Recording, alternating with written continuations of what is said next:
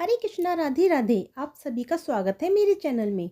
आज की वीडियो में हम सुनेंगे सोमवार व्रत की कथा। तो चलिए कथा प्रारंभ करते हैं। एक साहूकार था जिसके घर में धन आदि किसी प्रकार की कोई कमी नहीं थी, परंतु उसको एक दुख था कि उसके कोई पुत्र नहीं था।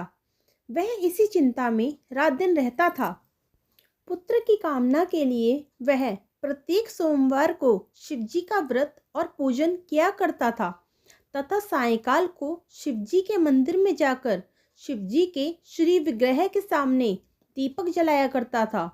उसके इस भक्तिभाव को देखकर एक समय पार्वती जी ने शिवजी से कहा, महाराज, यह साहूकार आपका अनन्य भक्त है और सदैव आपका व्रत और पूजन बड़ी श्रद्धा से करता है। इसकी मनोकामना आपको पूर्ण करनी चाहिए। शिवजी ने कहा, हे पार्वती, यह संसार कर्म क्षेत्र है। इस संसार में जो जैसा कर्म करते हैं वैसा ही फल भोगते हैं। पार्वती जी ने अत्यंत आग्रह से कहा, महाराज, यह आपका अनन्य भक्त है और इसको किसी प्रकार का दुख है तो आपको उसे अवश्य दूर करना चाहिए। शिवजी महाराज कहने लगे, हे पार्वती, इसके भाग्य में कोई पुत्र नहीं है, इसी चिंता में यह अति दुखी रहता है। इसके भाग्य में पुत्र न होने पर भी मैं इसको पुत्र प्राप्ति का वर देता हूँ, परंतु वह केवल 12 वर्ष की आयु तक जीवित रहेगा। इसके पश्चात वह मृत्यु को प्राप्त हो जाएगा। इससे अधिक मैं इसके लिए कुछ नहीं कर सकता। ये सब बातें साहूकार सुन रहा था। इससे उसको ना तो प्रसन्नता हुई और ना ही दुख हुआ। वह पहले की तरह ही शिवजी महाराज का व्रत और पूजन करता रहा। कुछ काल व्यतीत हो जाने पर साहूकार की स्त्री गर्भवती हुई और उसके गर्भ से एक अति सुंदर पुत्र की प्राप्ति हुई। साहूकार के घर में बहुत खुशी मनाई गई, परंतु साहूकार ने उसकी केवल 12 वर्ष की आयु जान कोई अधिक प्रसन्नता प्रकट नहीं की और ना ही किसी को यह भेद बताया। जब वह बालक 11 वर्ष का हो गया तो उस बालक की माता ने उसके पिता से विवाह आदि के लिए कहा, तो साहूकार कहने लगा, मैं अभी इसका विवाह नहीं करूँगा, मैं अपने पुत्र को काशी जी पढ़ने के लिए भेजूँगा। फिर साहूकार ने अपने साले अर्थात बालक के मामा को बुलाकर उसको बहुत सा धन देकर कहा, तुम इस बालक को काशी जी पढ़ने के लिए ले जाओ और रास्ते में जिन जिन स्थानों से भी जाओ यज्ञ करते और ब्राह्मणों को भोजन कराते जाना। वह दोनों मामा भांजे यज्ञ करते और ब्राह्मणों को भोजन कराते हुए काशी जी चल पड़े। रास्ते में एक शहर पड़ा। उस शहर में राजा की कन्या का विवाह था और जो दूसरे राजा का लड़का विवाह कराने के लिए बारात लेकर आया था वह एक आंख से काना था। उसके पिता को इस बात की बड़ी चिंता थी कि कहीं वर को देखकर कन्या के माता पिता विवाह में किसी प्रकार की अड़चन पैदा ना कर दें। इस कारण जब उसने अति सुंदर सेठ के लड़के को देखा तो मन में विचार किया कि क्यों ना द्वाचार के समय इस लड़के से वर का काम चलाया जाए। ऐसा विचार कर वर के पिता ने उस लड़के और उसके मामा से बात की तो वे राजी हो गए। फिर उस लड़के को वर के कपड़े पहनाकर तथा घोड़ी पर बैठाकर दरवाजे पर ले गए और सब कार्य प्रसन्नता से पूर्ण हो गए। फिर वर के पिता ने सोचा कि यदि विवाह भी इसी से करा लिया जाए तो क्या बुराई है। ऐसा विचार कर लड़के और उसके मामा से कहा, यदि आप फेरे और कन्यादान का काम भी करा दें तो आपकी बड़ी कृपा होगी, मैं इसके बदले आपको बहुत सा धन दूंगा।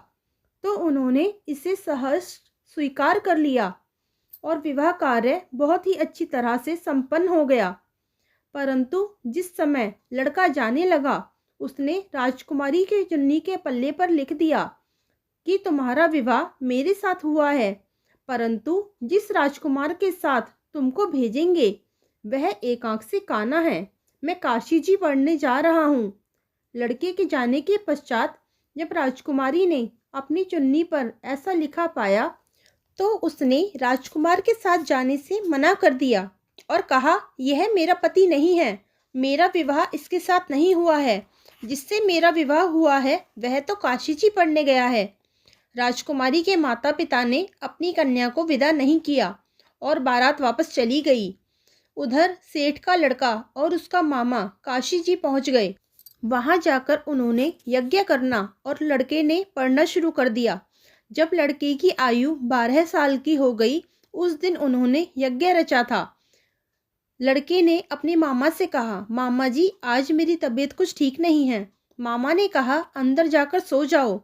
लड़का अंदर जाकर सो गया और थोड़ी ही देर में उसके प्राण निकल गए। जब उसके मामा ने आकर देखा कि वह तो मृत पड़ा है, तो उसको बड़ा दुख हुआ और उसने सोचा कि अगर मैं अभी रोना पीटना मचा दूंगा तो यज्ञ का कार्य अधूरा रह जाएगा। अतः उसने जल्दी से यज्ञ का कार्य समाप्त कराकर ब्राह्मणों के जाने के बाद रोना पीटना आरंभ किया। संयोगवश उसी समय शिवजी और पार्वती जी उधर से जा रहे थे। जब उन्होंने जोर जोर से रोने की आवाज़ सुनी तो पार्वती जी कहने लगी, महाराज कोई दुखिया रो रहा है, इसके कष्टों को दूर कीजिए। जब शिव पार्वती जी ने पास जाकर देखा तो वहाँ एक लड़का मुर्दा पड़ा था। पार्वती जी कहने लगी, महाराज यह तो वही सेठ का लड़का है जो आपके वरदान से हुआ था। शिवजी कहने लगे, हे पार्वती इसकी आयु इतनी ही थी सो यह भोग चुका। तब पार्वती जी ने कहा, हे महाराज इस बालक को कुछ और आयु दो, नहीं तो इसके माता पिता तड़प तड़प कर मर जाएंगे। पार्वती जी के बार बार आग्रह करने पर शिवजी ने उसको जीवन का वरदान दिया और शिवजी महाराज की कृपा से लड़का जीवित हो गया। शिवजी और पार्वती जी कैलाश को चले गए। तब वह लड़का और उसका मामा उसी प्रकार यज्ञ करते और ब्राह्मणों को भोजन कराते हुए अपने घर की ओर चल पड़े। रास्ते में उसी शहर में आए जहां उसका विवाह हुआ था। वहां आकर उन्होंने यज्ञ करना आरंभ कर दिया।